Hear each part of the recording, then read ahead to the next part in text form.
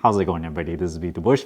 I got a rechargeable 9-volt battery over here. You charge it with a USB-C input port. Regular 9-volt alkaline batteries uses 6 individual alkaline cells, 1.5 volt each times 6 is 9 volts. If you know about lithium-ion batteries, they range in voltage about 3.5 volts if you discharge it partially, all the way up to 4.2 volts when you charge it all the way. So you can't really put 2 of them because it will only add up to at most 8.4 volts. So today, let's open one of these up and see what's inside. This particular one I have is a Shen MZ. I bought it on Amazon. If you want one of these, down in the video description below. It has 1300 milliamp hour, which is significantly more than alkaline batteries. High volume 9-volt rechargeable battery. At the end here, there's a USB-C port, and if you plug it in, there's a little red LED that lights up to indicate it's charging. I'm just gonna cut into it like that.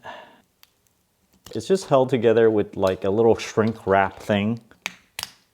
Whoa, here's the top piece. And there's a little chunky piece of lithium ion right here. Kind of scoot it open. Oh, there we go. Here's the bottom piece. So I gotta unstick this a little bit. A lithium ion battery, a USB-C input port that has a charge controller.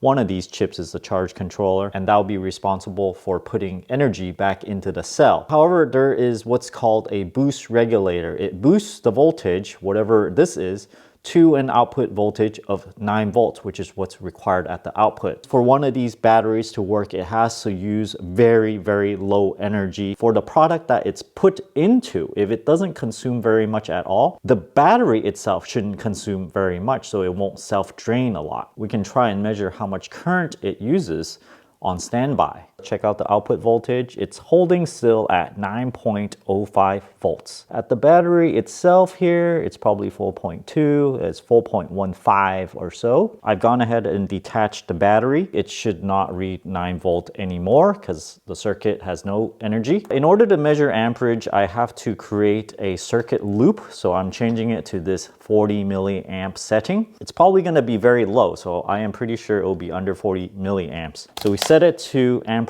DC, and I connect the circuit here, and we see that it's consuming 0.137 milliamps.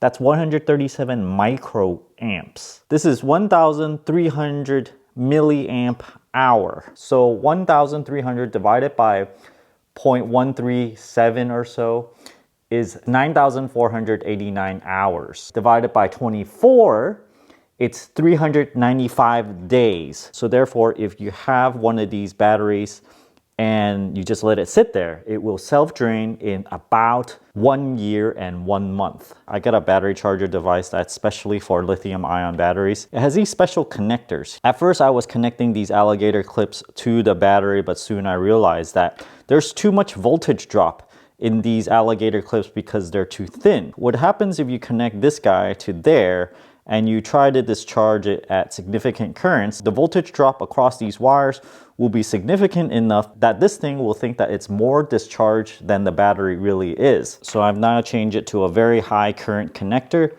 I'm going to connect it to this battery device. I've set it to 1S, increase the discharge current to 1 amp, hopefully, but then the voltage is dropping significantly faster.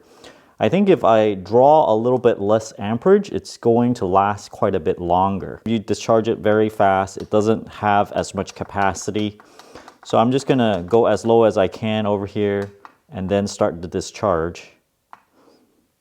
You can see the voltage doesn't drop all that much. Before it went all the way down to 4.00 volts, but now it's holding steady at 4.1 volts. So this is pretty good.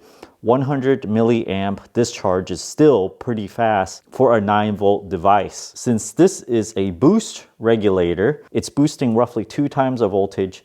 So 100 milliamps out of this thing might result in only a 50 milliamp draw out of the 9-volt battery. So let's just wait for this to discharge and see how many milliamp hour this battery contains, and we can do some math and see what the real capacity is. It took around 11 hours to fully discharge it. I took a picture of the final reading, which is 1,129 milliamp hours. When you look at the packaging and also on the Amazon listing, it says 1,300 milliamp hour, 9 volts. So you sort of expect it to output 1,300 milliamps at 9 volts. But this reading of 1,129 milliamp hour is at the voltage of the lithium ion battery, which is closer to about 3.7 volts. Just in case there's any errors, I went ahead and recharged the battery and it read 1,137. So I can safely say that the capacity of the lithium ion is really 1,150 milliamp hour, a little bit off from the advertised 1,300 milliamp hour. To convert 1,150 milliamp hour from a lithium ion battery, you go 1,150 times 3.7 and then divide it by 9 volt, which is this battery's output voltage, and you get about 472 milliamp hour at 9 volts. Typical 9 volt alkaline battery is around 550 milliamp hour. So it's a little bit less. And if they said it was 470 milliamp hour, I probably would still buy it because this is a rechargeable battery. What I don't like is that on the Amazon listing and also on these packaging, they are misleading the customer into thinking that, oh wow, 1,300 milliamp hour, you're probably getting like twice the capacity of regular alkaline batteries. You're not. Another thing that you can do to measure the capacity indirectly is through the weight. I went ahead and weighed these. This is 7.5 grams, and this one without all these electronics and without that little connector is 18.7 grams. 380 milliamp hour divided by 7.5 grams. This number is how many milliamp hour you can expect per gram of battery weight. And now, because this guy is 18.7 grams, you multiply it by 18.7 and you get 947 milliamp hour. And we measured 1,150. This is because these batteries probably have a little bit of overhead. This one has like a little battery protection circuit over here. And I'm not sure if there's a battery protection circuit in this particular battery. It might just be all included in this little circuit board here. So that's another way to find out the capacity. Let's see if I can put this back together. This little sticky thing, put it back over here.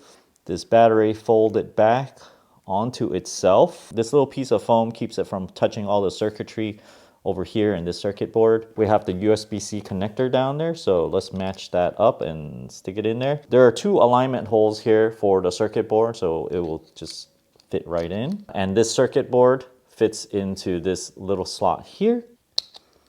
Just like that. It looks like it's very tightly packed in there. They've squeezed all the battery they can into this, it seems. Put it back like... I'm just gonna tape it back together. It's not gonna be pretty, but at least it will be functional. And I think if it's in the device, you're not really gonna see all this ugliness. Double check that everything's connected properly. 9.05 volts output. So that's really interesting. I bought this battery on the premise that, wow, it has a lot of capacity because it has lithium ion in it. That's what you would expect. 1,300 milliamp hour. It's really for the internal battery. It's not 9 volt, 1,300 milliamp hour. It's 3.7 volt. The internal lithium ion battery has 13 milliamp hour capacity. Thanks for watching this video. If you want one of these 9 volt batteries, I'll leave a link for this same product down in the video description below. Don't forget to give me a like and subscribe for more. Thanks for watching.